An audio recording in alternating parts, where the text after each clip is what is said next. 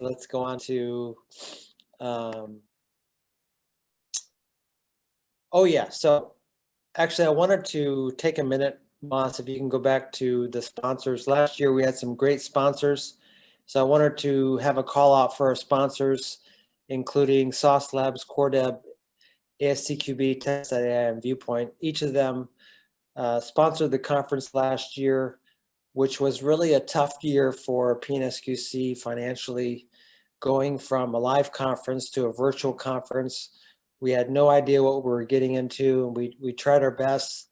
And as a volunteer and nonprofit, it was very, very difficult, that's for sure. And thank you very much to our sponsors for 2020. We hope that each of you that are here today, you can do a call out to some of the companies that you're involved in or that you work for to help us to sponsor for 2021. So thanks to our 2020 sponsors. Next, we're going to move on to our fourth talk. And our fourth talk happens to be right here with Iryna Suprun. You're going to be talking about new age of test automation. But first, one tidbit about you is that you know how to milk a cow. I thought that was very interesting, and you can do it by hand. So tell us a little bit about how you learned to do that. I thought that was really kind of, I'm sure that most people don't know how to do that. Yeah, I grew up on the small farm, and we were doing everything by hands, like no mechanization or automation. So I have a bunch of skills that helped me to survive during apocalypses or after it, but that I cannot use in my everyday life. Okay, well, looking for your talk, so go right ahead. Okay, so as you know, last year I presented, my talk was about AI tools, because I had really challenging automation task to solve, and I wanted to use something newer and cooler. So actually my gaze landed upon AI and automation tools that use AI. But during my research, I found out that the landscape of automation is really changing. It felt like we have so many new automation tools that we probably had never had before. And still automation is difficult. Can we go to next slide, please?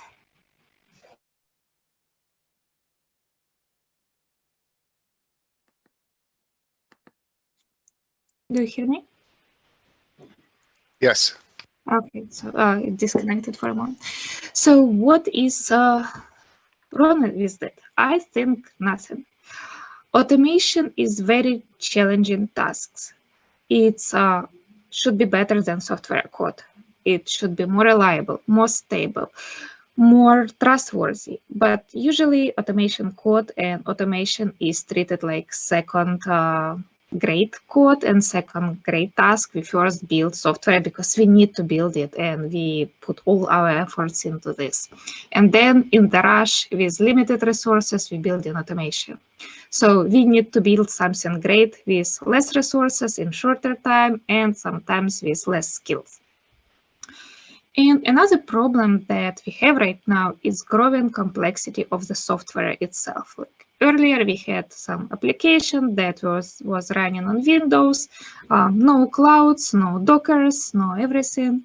Now we have IoT devices, we have machine learning, we have AI, we have web browsers, many of them. We have mobile devices and tons of different devices and browsers. So the landscape and complexity of software in general changed, and it's became enormous, and there are new things that coming up almost every year.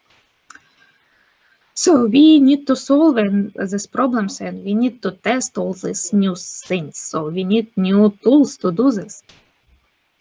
Next slide, please. Earlier, I was mostly seeing that people are building homegrown automation frameworks and tools, and I was among those people, and I built a couple of frameworks by myself. But you need to, if you build something by yourself for your company, it will fit perfectly. It will check all your boxes, but you need right set of skills, you need right people. More important, you need time and money and investment, and you need to select correct languages and supporting technologies. On the other hand, third-party testing tools, they will never check all the boxes. You will end up with something that you are not happy with. Like, no matter how good is the tool, something will not fit your needs perfectly. And good tool might be costly and you might need more than one.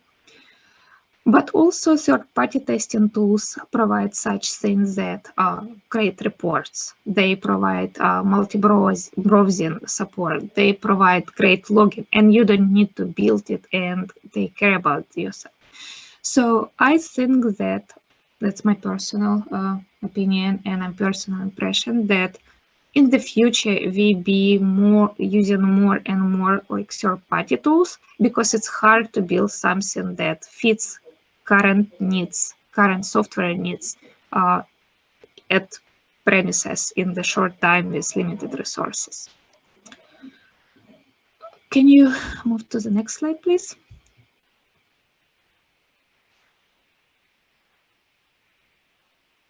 So I took a look on the landscape of newer tools, and why I'm saying newer, because I would never use for test automation something extremely new, because we know that startups die. And if you use the tool that is 1 year old, it probably end up nowhere. So I would prefer to take something that already has some presence on the market, although it's new.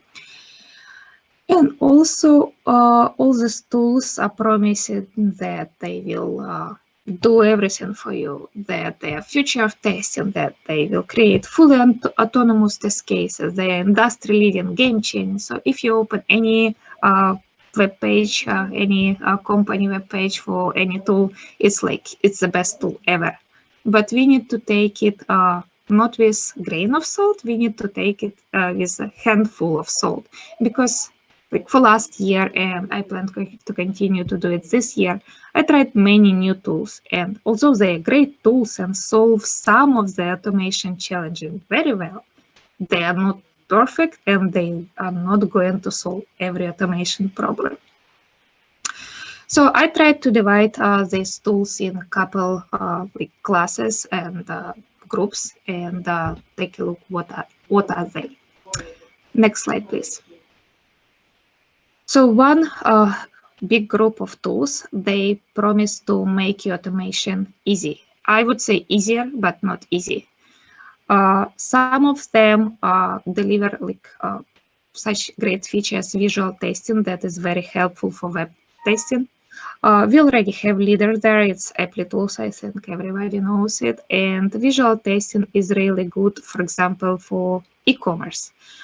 It solves a lot of automation tasks that earlier were solved in a very difficult way, and it really makes it easier. But you still have all automation problems. You still need to think how to build your test cases. You still need to code them. So it's no magic there. Another big group of new tools, it's AI-based tools, and they are promising test recording, easy test recording, and automatic test generation. Each of these tools, again, solve some issues, some of the problems better than other, but still no magic. I tried like few tools myself, and each of them had something that was not quite well implemented, although other features were like very good.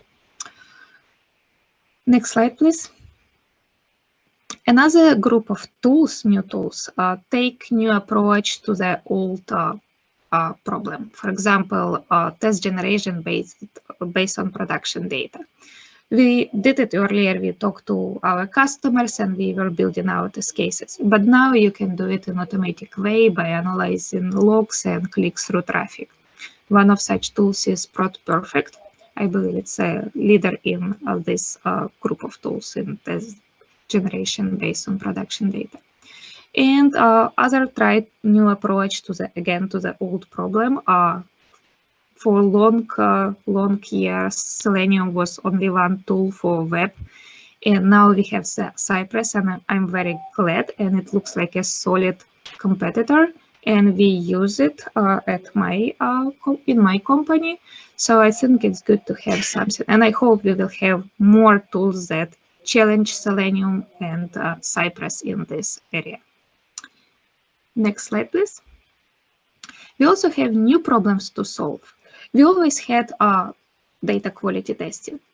It's nothing new about that. But we never relied on the big data as much as we do now. And we never had so much data as we do have now.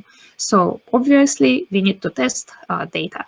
And there are plenty of new tools and newer tools for data quality testing on the market right now. And there are also AI-introduced problems. Like a couple of days ago, somebody from my work reached me out and said, "Oh, we're trying to test our AI models for bias. Do you know any tools?" And I said, "Oh, I didn't know any tools. I don't know any tools. I did not even thought about this problem and that it needs testing." And I Googled it, and apparently there are already a couple tools that are trying to test AI models for bias. So as you see, there are many new tools, and it feels like new tools are appearing on the market like every couple months. I don't think that it will be so forever. I think we will get some strong leaders in each area and a couple competitors. But for next couple years, I think it will be really interesting to look on at all these tools and see what will come out from this. Next slide, please. So with all these new tools and technologies, the question is, will automation ever be easy? I don't think that it will be easy. I think it will become easy only when software development will be easy. When everybody, like without thinking, can build complex software, then test automation will be easy, and then we probably don't need automation because software will be perfect from get-go.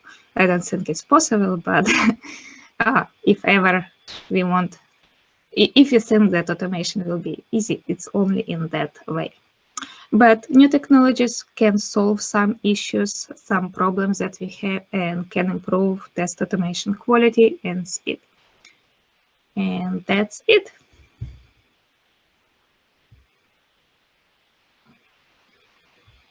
Great, thank you very much. Does anybody have questions? It'll never be easy. I guess that's why they need us, though, right? Yep. Anybody have any questions? What you did mention, Greg, that the quality of our test code should be better than the quality of the application code itself. I'm just wondering, how do you, and you also mentioned the fact that it doesn't happen that way all the time, right? So how do you advocate for making sure that you get the quality time that's needed to make sure that the test code is robust and stable and has quality on par, if not better than the application code? So my point of view that no automation is better than flaky automation. If you cannot trust your automation, there is no reason to build it. So stop it at all over. If you already invested hours and hours and you cannot trust it, then like you wasted your time, you wasted money, you will never get them back. So this is always my pitch. Like, if you want some returns of your investment, let's sit together and figure out how to make it stable. If I say flaky automation, I always tell people who report to me or my colleagues that they need to sit down and do something about this. There are techniques how to improve code, there are known patterns, and always help just sit and run this automation again and again and again, like kind of hackathon, and see where it breaks and fix problems on the fly. So we did it a couple times, like we were just running tests non-stop and fixing until they were all green. But when I'm trying to convince somebody that automation needs to be fixed or needs to be very high quality automation, I'm always talking about money and that investment. Right. So- And do you set aside time for, obviously, like, with ongoing software development, some of our tests are bound to fail because things change, right? Logic changes. We have to adjust the tests to address the new feature updates. That's the regression test, right? So do you kind of take that overhead into planning and say, hey, I only have 80% of my time available. I need the 20% of the time to make sure our regressions, whatever fixes or regressions need will be done. Yeah, usually like I'm trying to preach for this time and get time to fix automation and have every new feature automated and automation reworked after some changes. But we all we live in the real world, so sometimes it's not that good. So Yeah. sometimes you need to deliver. You need to be like very pragmatic, because at the end, most of us are not working for the common good. We are working to sell this software to somebody and get earn money. So we need to do whatever we need to do to get those money. And I have a related question about kind of the cost to do automated testing. Is there some heuristics or guideline that you may use internally in deciding roughly what when do you have a justification to do automation given probably limited resources to do the automated testing? so it's unique in every company, I believe, but the general approach is to count. If you do manual testing, just count how much time you do this, how long it takes you to do this regression testing every time, and multiply it by salaries of your testers, and you get your money. And I don't think that everything can be automated, and I think that manual testing has a lot of values and should never be eliminated. But I don't think that people should do boring stuff. And boring stuff is the same exactly test cases that you run in release after release. So that should be saved, and it's wasted time. So I just again about money. So if you do need to do it manually, just provide numbers, how many hours, how many engineers doing this, and how many hours you need to automate this stuff. And Yeah, I guess one of the things about not only automating it, but maintaining it is also an issue, right? yeah. I have one more question from Rachel. Rachel's asking, what are some of the #1 ways to ensure quality automation code? Is it taking time to make the great framework, code review, scripts, things like that? What are the ways to ensure quality of the automation code? So I think that the best way is just not to take shortcuts and do everything that is done for, at least to do everything that is done for software under test. If you have PR reviews on your software, why don't you have PR reviews for test cases? You must have that. Do not put people who never knew how to code or just starting to learning how to code in position of designing test automation. Talk to your developers, ask for help from your architecture team. Like maybe they can create solutions. So do not try to solve something that you are not proficient with. And all the good practices. Think about reusability of your code. Think how easy to add new test cases. Don't try to build something very complex. So if you're building something, keep it simple. The simpler it is, the less it's prone to errors. Right. Wow. Yeah, I think you had a great soundbite earlier for Twitter, and that was that no automation is better than flaky automation. Yes, that It's my personal opinion, and I That was think great. flaky automation it's waste of everybody's time and money. All right. Well, thank you very much for your great talk, Iryna. And